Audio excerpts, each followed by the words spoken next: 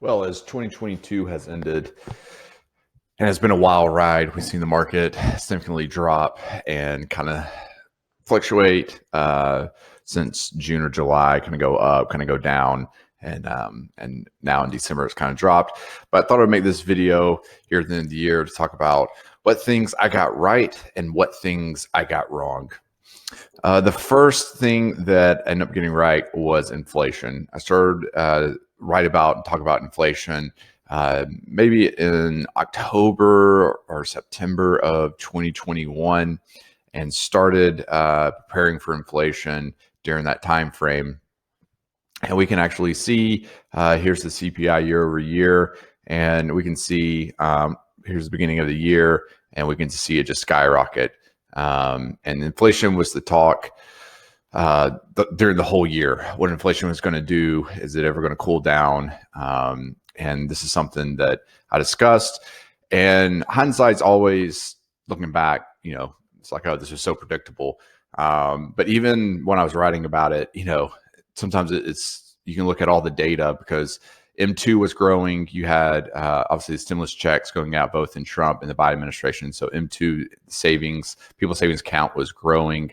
It was showing charts of how much people's savings have gone up. You had large government spending. And obviously you also had supply chain issues. And so it was really just this perfect combination of inflation. But even writing about or talking about it, sometimes it's hard to make those predictions, and then even more so putting money, betting on that to actually take place. But this was something that I discussed and ended up being right. Now with inflation, the second thing is rates, because you figured that the Fed was going to have to raise rates to fight inflation. And so they did that. And when rates go up, you saw bond prices drop. And so I started shorting the TLT really in 2021. But if we look at the 1 year, we can see it's dropped 31%. This is 20 plus year ETF. I thought that's where you see the most significant move, since it had the longer maturity date. But really any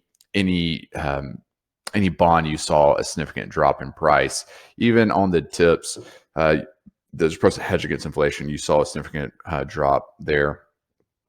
So this was another prediction that I ended up getting right, was bond prices going down. And so I started shorting bonds again in 2021, and you saw the significant drop. That's not just with the TLT, but another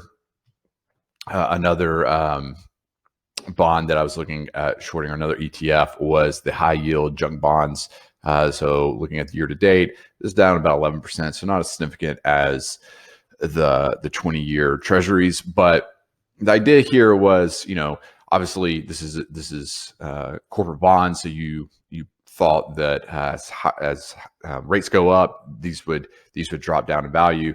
But it was kind of also a two-edged sword, I guess, two-edged sword, double-edged sword, because when you have rates going up and you have markets going down and money tightening, it looked more and more like we were going into a recession. And we did go into a recession by historical measures of 2 consecutive GDP numbers with negative growth.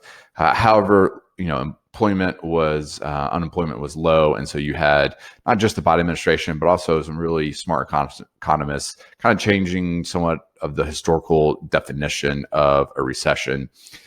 So were we in a recession? Were we not? I'll let you decide.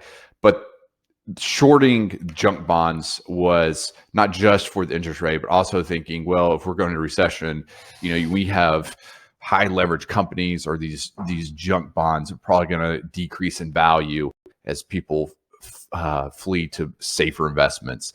So this did drop. Honestly, it didn't drop as much as maybe I thought it would originally, but still, I thought this would be a safe bet, and it turned out to be a safe bet. The next item was commodities. So I was particularly shorting this ETF Comb, beginning of again October of 2021, or not shorting, excuse me, but going long on this, and you saw it just go up and up, and even this drop right here is not a true drop because this is a dividend payment, a large dividend payment last year. So this is not even a real drop here, but you just saw it go up, and of course it's come down since June this year, and it kind of has just stayed sideways since. Has some pretty good resistance right there at 2173. But this is something that I thought you would see, inflation go up. Obviously, it's going to affect commodity prices, and you saw this skyrocket. The trade that I made in my portfolio was purchasing it sometime in October of last year, and selling it. Actually, this was probably one of my better trades because I ended up selling it somewhere around the high. I don't know if it was in April or June. I don't think I held it until June. I think it was somewhere around here. So I got a little bit higher, but you saw this significant drop off, and it's kind of just remained flat in this range since then. Another commodity that I discussed was oil. So if I pull up oil, let me go to the 1 year. You just saw this huge spike in oil prices. This is when Russia started invaded Ukraine, so this made everyone scared. But if you go back, let's pull up the 3-year chart. I mean, you saw oil prices, go up. Really since 2020, you just saw a steady increase, and this is something that I thought would continue for multiple reasons. Obviously, you have administration in the office that really hates oil, and they weren't for drilling. They're not for drilling. And when you need more oil, they really go to other countries, or they pull it out of the reserves. So with that said, I thought I would see oil prices go up. And then when Russia invaded Ukraine, you saw the significant increase. So this is something that I discussed and ended up getting right as well. The next item, and this, I'll just kind of group these together. It's tech stocks.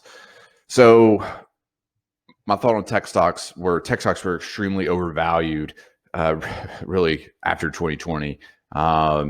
You just saw the Qs shoot up in 2020. So much money was flowing in, and so my view was they were already overvalued. And then when you have interest rates going up, you have money tightening, and a possible recession. I just thought that you would see an outflow of money going into these technical stock companies, and that's exactly what happened. And you had some large downfalls, which was great to see when you're shorting it. But ARK was one that I discussed really beginning of the year, possibly even at the end of last year. And you can see it's down 68%. Cathie Wood, I know a lot of people like Cathie Wood, but she's been pretty wrong since the end of 2020, beginning of 2021. She was talking about worry of deflation. And I don't know if I've ever seen someone that smart and that highly looked upon be so wrong, because her main worry was deflation, and of course what happened was inflation, and now it's everywhere.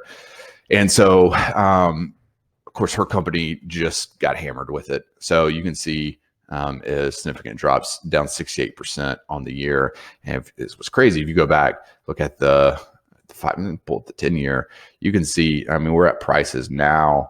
We're lower. We're at lower than the price of the low in 2020 during COVID, which is just crazy to see. So we're really, you have to go back, 2017 to see see that stock price where it is now. So all the gains she made in 2020, 2019, 2021 has given it back this year. But it wasn't just ARK. Tesla was one of her main holdings, and you saw that drop 65% this year. So this is one we discussed. Tesla was always difficult because I remember shorting it I think it was in 2021, and then it going up. So it's just it was a weird play. It was nervous shorting it because so many people have shorted Tesla, very, very smart people, and then they get short squeezed. So it's a difficult company to actually short when it's your money. Roku was another company I discussed at length. Had a nice little write up on this, down 83%. This is the biggest loser out of all the companies I discussed and wrote about and shorted. This was the biggest drop in my portfolio. So Roku down 83% on the year. Robinhood is another one.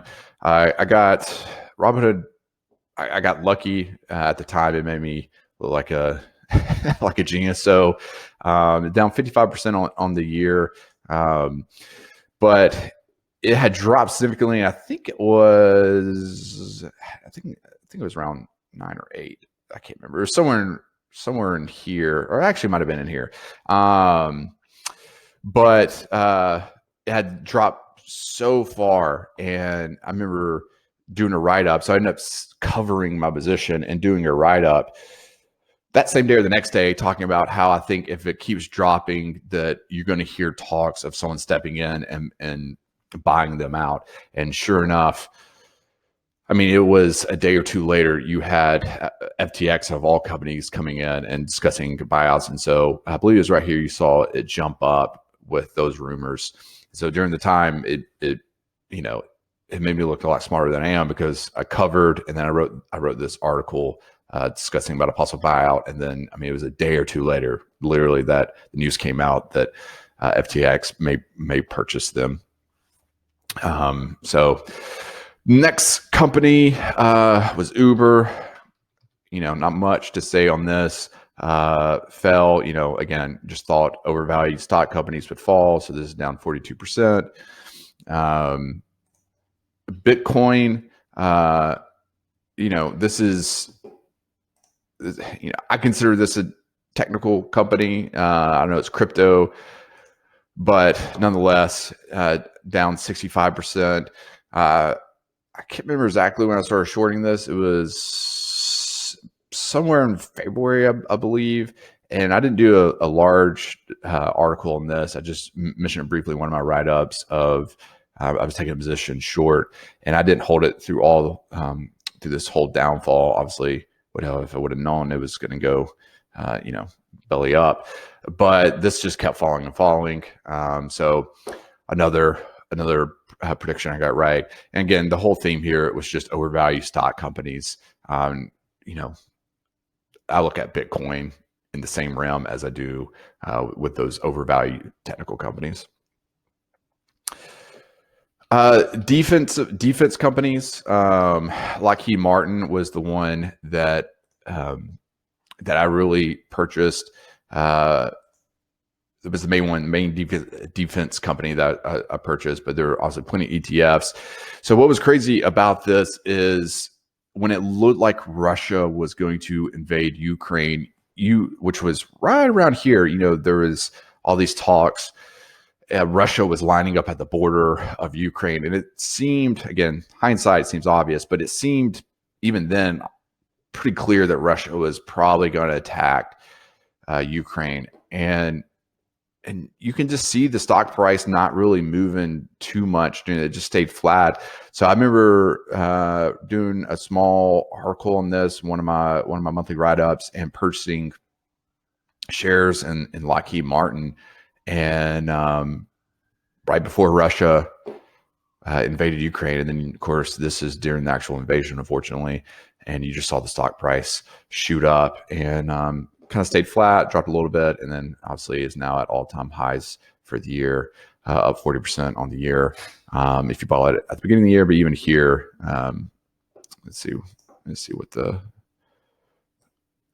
talking about roughly 30% increase of when I was talking about it. So anyway, so those are the predictions that end up working well this year that I discussed and had in my own portfolio.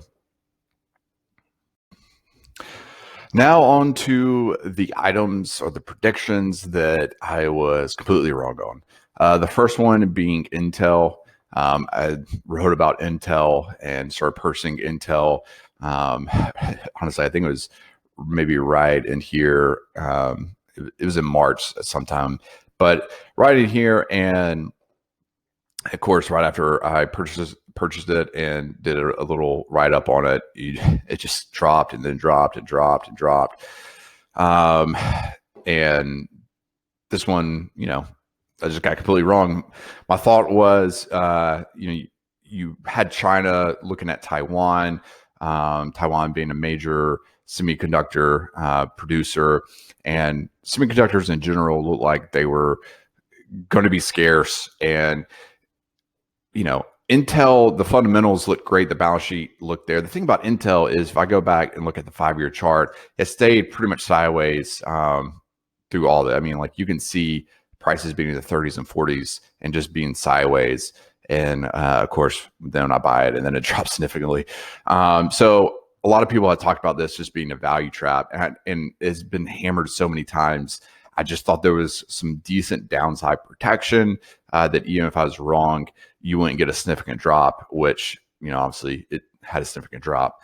So I was completely wrong on Intel.